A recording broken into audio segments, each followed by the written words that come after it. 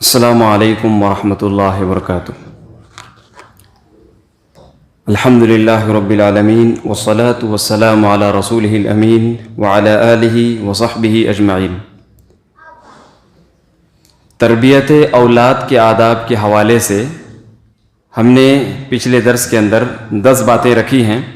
آج انشاءاللہ اگلی باتوں کو کنٹینیو کیا جائے گا، تو لہذا سب سے پہلی بات ہم شروع کرتے ہیں۔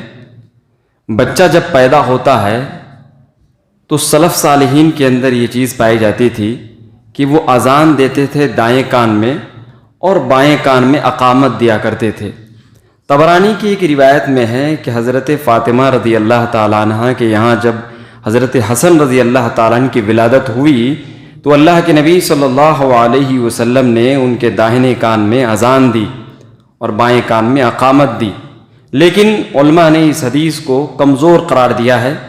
اسی طریقے سے عمر بن عبدالعزیز رحمۃ اللہ علیہ، جن کے بارے میں کہا جاتا ہے کہ یہ 5ویں ایسے خلیفہ رہے جو مسلمانوں میں بہت زیادہ مقبول ہوئے، تو لہذا ان کے بارے میں ہے کہ ان کے یہاں بھی جب بچہ پیدا ہوا تو انہوں نے بھی کانوں میں اذان دی، یہ ایک تابعی تھے، تو لہذا ان کا جو عمل ملتا ہے تو علماء نے بیان کیا ہے کہ بالکل اذان دینا جائے۔ امام ابن قدامہ رحمۃ اللہ علیہ نے تو بیان کیا ہے کہ اذان دینا ہی سنت ہے، تو لہذا اگر کوئی اذان دے ایک کان میں دوسرے کان میں اقامت دے تو انشاءاللہ کوئی مشکل بات نہیں، کوئی گناہ کا کام نہیں انشاءاللہ، اس لیے کہ بہت سے علماء نے اس چیز کو جائز قرار دیا ہے، اور اس لیے بھی امام ابن قیم رحمۃ اللہ علیہ نے بھی اس بات کو بیان کیا ہے کہ بہت سے کتب احادیث کے اندر یہ بات موجود ہے کہ اللہ کے نبی نے اس بات کو بیان فرمایا کہ بچہ جب پیدا ہو جائے تو اس کے پاس اللہ رب العالمین کا کلمہ سب سے پہلے پہنچایا جائے، اور اذان اللہ رب العالمین کے کلمہ کو پہنچانے کا ایک بہترین طریقہ ہے۔ تو لہذا آدمی کو چاہیے کہ بچہ اگر پیدا ہو تو کان میں اذان دینے کی ضرور کوشش کرے۔ اسی طریقے سے مسئلہ آتا ہے تحنیک کا۔ تحنیک کیا ہو؟ کوئی چیز چبا کر کے بچے کو چٹا دیا جائے۔ بچہ تو کھا نہیں سکتا کوئی چیز، لہذا مثال کے طور پر سمجھیے کوئی کھجور چاب لے، چابنے کے بعد اس کا تھوڑا سا میٹھا پن بچے کو چکھا دے، تو اللہ کے نبی صلی اللہ علیہ وسلم نے ایسا کیا ہے، اس لیے امام احمد بن حنبل رحمۃ اللہ علیہ نے اس چیز کو جائز قرار دیا ہے کہ اگر آپ کے سماج اور معاشرے میں ایسا کوئی بلند پائے کا آدمی ہے جس کے اوپر آپ کو کافی زیادہ بھروسہ ہے، متقی ہے، پرہیزگار ہے، تو انشاءاللہ آپ تحنیک کرا سکتے ہیں۔ حالانکہ چند علماء نے اس سلسلے میں بھی اختلاف کیا ہے۔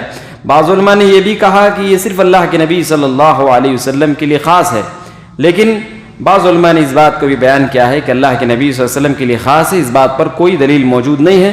اگر کوئی آدمی تحنیک کرانا چاہتا ہے تو لہذا امام احمد بن حنبل رحمۃ اللہ علیہ کی بات کو سامنے رکھتے ہوئے آدمی تحنیک انشاءاللہ کرا سکتا ہے، کوئی مشکل بات نہیں ہوگی انشاءاللہ، کوئی بدعت وغیرہ کا کام نہیں ہوگا انشاءاللہ۔ آدمی کو کسی آدمی پر بھروسہ ہونا چاہیے، متقی ہے، پرہیزگار ہے، لہذا تہجد گزار آدمی ہے، لوگوں کے نزدیک مقبول آدمی ہے، ایسا نہیں کہ کہیں پر بیٹھا ہوا بابا ہے نا، پادری ہے نا، ننگا بابا ہے، ایسا بابا ویسا بیڑی بابا، یہ بابا، پتہ نہیں کیسے کیسے بابا آج کل ملتے ہیں، ایسے لوگوں سے آپ کو تحنیک نہیں کرانا ہے۔ اگر تحنیک بھی کرانا ہے تو امام احمد بن حنبل رحمۃ اللہ علیہ کی بات کو سامنے رکھتے ہوئے اگر آپ تحنیک کرانا چاہیں تو تحنیک کرائیں، ورنہ تحنیک کی بھی کوئی ضرورت نہیں۔ اسی طریقے سے ایک اور مسئلہ آتا ہے، میں نے بیان کیا تھا کہ 7ویں دن آپ کو عقیقہ دینا ہے، 7ویں دن عقیقہ دینا ہے، ساتھ ہی ساتھ آپ کو کیا ہے، بال بھی نکالنا ہے، بال بھی نکالنا چاہیے بچے کا، ہے نا، بال نکالنا بھی اللہ کے نبی صلی اللہ علیہ وسلم کی سنت رہی ہے، تو لہذا آپ صلی اللہ علیہ وسلم حسن رضی اللہ تعالیٰ عنہ کی ولادت کے موقع پہ ایسا کیے، آپ صلی اللہ علیہ وسلم ان کے بال کو نکالا، ان کے بال کو وزن کیا اور اس کے برابر چاندی آپ صلی اللہ علیہ وسلم نے صدقہ کیا۔ تو لہذا جب بچہ پیدا ہو اور اس کے بال کو نکالا جائے تو اس آدمی کو کیا کرنا چاہیے؟ اللہ کے نبی صلی اللہ علیہ وسلم کا جو سنت رہا ہے وہ یہ ہے کہ بال کو نکالنے کے بعد بال کو تولا جائے، کتنا وزن ہے اس کا، اسی وزن کے مقدار کے برابر چاندی اللہ رب العالمین کے راہ میں صدقہ کیا جائے۔ یہ اللہ تعالیٰ کو پسند ہے، اللہ کے نبی صلی اللہ علیہ وسلم نے یہ عمل کیا ہے۔ اسی طریقے سے جب بچہ بڑا ہو جائے، تھوڑا سا بولنے کے لائق ہو جائے، تو چوتھا کام جو بنتا ہے بچے کو کلمہ سکھانا چاہیے۔ سنن نسائی کی روایت میں اللہ کے نبی نے بیان فرمایا کہ جب بچہ تھوڑا تھوڑا بولنے لگے تو بچے کو کلمہ سکھاؤ، لا الہ الا اللہ بولنے سکھاؤ، لا الہ الا اللہ بولنے سکھاؤ۔ اور تابعین اعظام بیان فرماتے ہیں کہ صحابہ کرام کو ہم نے دیکھا اور بعض تابعین کو ہم نے، بڑے بڑے تابعین کو ہم نے دیکھا کہ جب ان کا بچہ تھوڑا بہت بولنے کے لائق ہو جاتا تو وہ سورہ فرقان کی آیت سکھاتے، الذی لہ ملک السماوات والارض ولم یتخذ لہ ولد ولم یکن لہ شریک فی الملک۔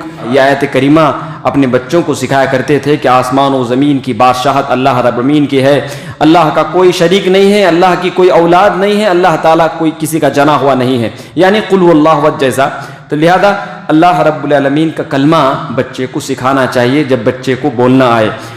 ہم لوگ کیا کرتے ہیں، بچے کو کوئی بھی چیز بولنے آ جاتی، مثال کے طور پر کیا ہے، گھر میں ہمیشہ ٹی وی وغیرہ چلاتے رہتے ہیں، موبائل وغیرہ چلاتے رہتے ہیں، تو بچہ سن سن کر کے اسی کو اپنے زبان میں دہرانے کی کوشش کرتا ہے، اور ہم بچے کو کہتے ہیں پھر بول، تو لہذا یہ غلط طریقہ ہے، اس طریقے کو نہیں اپنانا چاہیے۔ سنت طریقہ، اللہ کو جو پسند طریقہ ہے، جو نبی کو جو پسند ہے جو طریقہ، وہ کیا ہے، بچے کے زبان سے کلمہ نکالنا چاہیے سب سے پہلا۔ اسی طریقے سے بچہ تھوڑا سا سمجھدار ہو گیا تو اب بچے کو کیا ہے، بسا اوقات کچھ لوگ کیا کرتے ہیں، چیونٹی سے بچے کو اتنا ڈرا دیتے ہیں کہ بچہ بڑے ہونے تک، کیا بڑھاپے تک بچہ ڈرتے رہتا ہے۔ آپ دیکھتے ہیں چائنیز لوگوں کو دیکھتے ہیں، چوہے سے ڈرتے نہیں وہ لوگ، ہے نا، پکڑ کے کھا لیتے ہیں، اتنے نڈر ہو جاتے ہیں وہ لوگ، اس لیے کہ ان لوگوں کے دلوں کے اندر ان کے ماں باپ ڈر ڈالتے ہی نہیں، اور ہم کیا ہے، اتنا زیادہ ڈر ڈال دیتے ہیں اپنے بچوں کے اندر کہ چوہے کی تھوڑی سی آواز آ جاتی ہے تو بچے اگر سوئے ہوئے ہوں تو جاگ جاتے ہیں، ادھر ادھر بھاگنے لگتے ہیں، تو ہماری یہ بچوں کی حالت ہو جاتی ہے۔ تو لہذا اپنے بچوں کو ڈرائیے مت، بلکہ ان کے اندر مزید کانفیڈنس پیدا کرنے کی کوشش کیجیے، ان کو ڈرانے کی کوشش مت کیجیے، نہ انہیں چپکلی سے ڈرائیے بلکہ انہیں مارنے بتلائیے کہ آپ اس طریقے سے مارو، جھنگور کو اس طریقے سے مارو، تو لہذا چوہوں کو اس طریقے سے مارو۔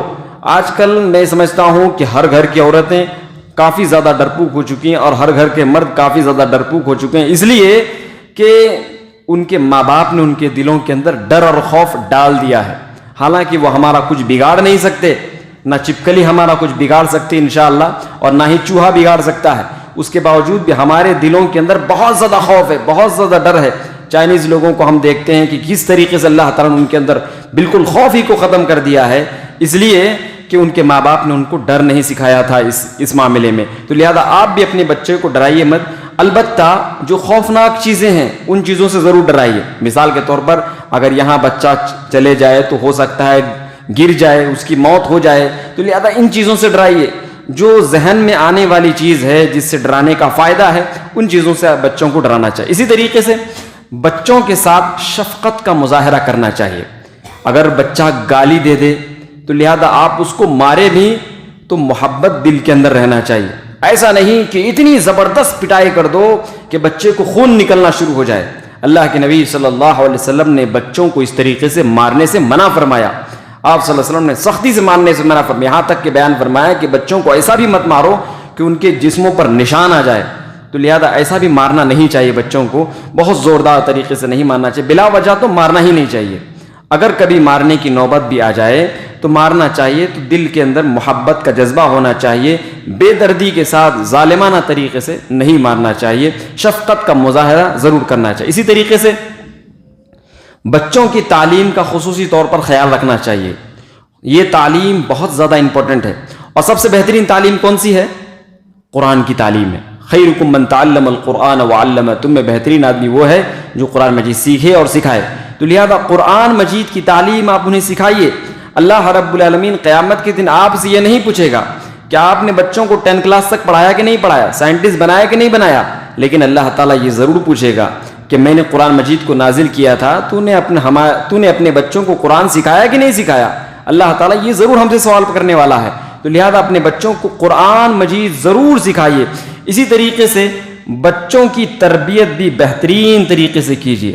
تربیت بہترین طریقے سے کرنے کا مطلب یہ ہے کہ بچوں کے سامنے اپنی بیوی کے ساتھ بھی کوئی ایسی نازیبہ حرکت نہ کریں جس سے بچے دوسری بچیوں پر آزمائیں، تو لہذا ایسا ہوتا ہے، چھوٹا سا بچہ اپنی ماں کو دیکھتا ہے، اپنے باپ کو دیکھتا ہے اس طریقے سے کرتے ہوئے، تو بچے کیا ہے دوسروں پر آزماتے ہیں اس طریقے سے. تو لہذا تمام اس قسم کے حرکات سے اپنے آپ کو بچوں کے سامنے سے اپنے آپ کو دور رکھنے کی کوشش کرنا چاہیے تاکہ ان کی اچھی طریقے سے تربیت ہو سکے. اسی طریقے سے بچے کے سامنے لڑنا جھگڑنا بھی نہیں چاہیے. اگر لڑیں گے جھگڑیں گے تو لہذا بچے کے دل میں آپ کی جو محبت ہوگی، آپ کی جو عزت ہوگی وہ کم ہوتی چلی جائے گی، یہاں تک کہ آپ کی عزت بالکل نہیں کریں گے بچے. تو لہذا آپ ان کی تربیت کا خصوصی طور پر خیال رکھیں. اسی طریقے سے ان کی تربیت کا یہ بھی مطلب ہے کہ بچوں کے دلوں میں ماں کی محبت کو اجاگر کریں، اور ماں بچے کے دل میں باپ کی محبت کو اجاگر کرے. لہذا اس طریقے سے اگر محبت کو اجاگر کریں گے، ان کی عزت بتلائیں گے، ان کی اہمیت بتلائیں گے، ان کی افادیت بتلائیں گے، ان کی فضیلت بتلائیں گے، تو بچے ان کا مقام سمجھیں گے، ان کا مرتبہ سمجھیں گے.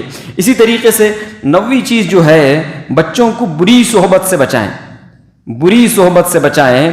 آج کیا ہے، ہمارے بہت سے بچے جو بگڑ جاتے ہیں، بڑی تیزی کے ساتھ برائی کے راستے پر گامزن ہو جاتے ہیں، وہ برائی کی صحبت کی وجہ سے، بری صحبت کی وجہ سے. ہمارے بہت سے ایسے بچے ہوتے ہیں اڑوس پڑوس میں رہنے والے، ہمیشہ گانے دیکھتے رہتے ہیں، ہے نا. چھوٹے چھوٹے بچے، 4 سال 5 سال کے بچے گانے دیکھتے رہتے ہیں، فلمیں دیکھتے رہتے ہیں، اور انہی چیزوں کو زبان پہ دہراتے ہیں، اور انہی چیزوں کو اپنے دوستوں کے ساتھ ملتے ہیں تو انہیں بدلاتے ہیں. تو لہذا آپ کے بچے اگر ان بچوں کے ساتھ رہیں گے تو یقینی طور پر بری صحبت کا برا اثر لے لیں گے. تو اس لیے آپ اپنے بچوں کو بری صحبت سے ضرور بچانے کی کوشش کیجیے. اسی طریقے سے 10ویں چیز کیا ہے، جب بچہ 7 سال کی عمر کا ہو جائے تو انہیں نماز کا حکم دیں. نماز کا حکم دیں. اللہ کے نبی صلی اللہ علیہ وسلم نے بیان فرمایا کہ جب بچے کے دانت جھڑنے لگیں اس وقت تم اپنے بچوں کو نماز پڑھنے کا حکم دیا کرو. اسی طریقے سے جب 10 سال کی عمر کا ہو جائے تو اللہ کے نبی صلی اللہ علیہ وسلم نے بیان فرمایا کہ ان کے بستروں کو الگ کر دو، ان کے بستروں کو الگ کر دو. تو لہذا اگر آپ کے 2 بچے ہیں، 2 بیٹے ہیں، اور دونوں بیٹے ایک ہی بستر میں سوتے ہیں، تو آپ صلی اللہ علیہ وسلم کا یہ حکم ہے کہ اب بچوں کا بستر الگ کر دو، دونوں بچوں کے بستروں کو الگ کر دو.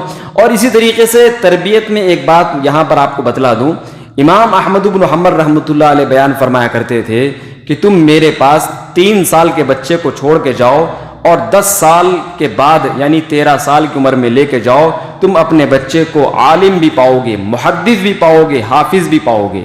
تو لہذا امام احمد بن حنبل رحمۃ اللہ اتنی کانفیڈنس کے ساتھ بولتے تھے، اس لیے کہ انہیں یقین تھا کہ جو بچے 3 سال کی عمر سے لے کر 13 سال تک جو بچے سیکھ سکتے ہیں، جو جتنا بہترین طریقے سیکھ سکتے ہیں اتنا دیگر عمر میں بچے نہیں سیکھ سکتے.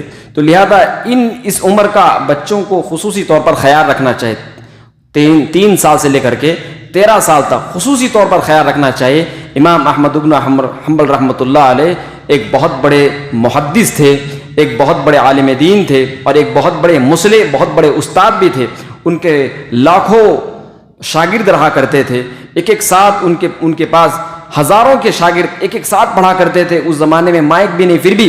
تو لہذا میں 11ویں بات کہہ رہا تھا کہ جب بچے کی عمر 10 سال کی ہو جائے تو ان کے بستروں کو الگ کرنا ضروری ہے. تو لہذا یہ بچوں کی تربیت کے آداب رہے ہیں. تربیت کے آداب کے حوالے سے میں نے تقریباً 21 چیزوں کو بیان کیا، پچھلے درس میں 10 چیزوں کو، اور یہ بار میں نے 11 چیزوں کو بیان کیا. اذان و اقامت دینے کی اجازت ہے، چاہے تو دے سکتے ہیں. اسی طریقے سے تحنیک کرنے کی انشاءاللہ اجازت ہے، چاہے تو آدمی تحنیک کر سکتا ہے. اسی طریقے سے یہ چیز سنت ہے کہ بال وزن کر کے چاندی اس کے برابر صدقہ کی جائے. اسی طریقے سے 4تھی چیز، بچہ جب بولنے سیکھے تو اس وقت اسے اللہ کا کلمہ سکھایا جائے. اسی طریقے سے بچوں کو بلا وجہ ڈرایا نہ جائے، خطرناک بغیر کسی وجہ کے ڈرایا نہ جائے. اسی طریقے سے شفقت کا مظاہرہ کیا جائے. تعلیم، ان کے تعلیم کا خصوصی طور پر خیال رکھے، ان کی تربیت کا خصوصی طور پر خیال رکھے، اور ان کی صحبت کا خصوصی طور پر خیال رکھے کہ وہ کیسے بچوں کے ساتھ دوستی کر رہے ہیں، ان کا کیسا اٹھنا بیٹھنا چلنا پھرنا ہے. اسی طریقے سے بچوں کو 7 سال کی عمر میں نماز پڑھنے کا حکم دیا جائے. 10 سال کی عمر کو ہونے کے بعد تو انہیں مارا جائے اگر وہ نماز نہ پڑھیں. اس طریقے سے جب بچے کی عمر 10 سال ہو جائے تو اس وقت ان کے بستروں کو الگ کر دینا مسلمان کا فریضہ بنتا ہے. اللہ کے نبی صلی اللہ علیہ وسلم نے یہ حکم دیا ہے، اگر کوئی بات رہ گئی ہو تو انشاءاللہ بطور رہنمائی بتا سکتے ہیں. کوئی بات رہے گی کسی کے ذہن میں؟ اچھا، تو یہ 21 باتیں میں نے بتلائی. اللہ تعالیٰ سے میں دعا کرتا ہوں کہ رب العالمین تو مجھے اور جتنے بھی بیٹھے ان تمام مسلمانوں کو تربیت اولاد کے جتنے بھی آداب ہیں ان تمام آداب کا خصوصی طور پر پاس و لحاظ رکھنے اور ان کا حقوق ادا کرنے کی توفیق عنایت فرمائے. اللہ رب العالمین ہم سب کو تربیت اولاد کا خصوصی طور پر خیال رکھنے کی توفیق عنایت فرمائے. دنیا و آخرت میں ہمیں ہر قسم کی بھلائی عنایت فرمائے. موت کے بعد ہم سب کا ٹھکانہ جنت الفردوس بنائے. آمین. سبحانک اللہم و بحمدک اشہد ان لا الہ الا انت استغفرک و اتوب الیک. السلام علیکم.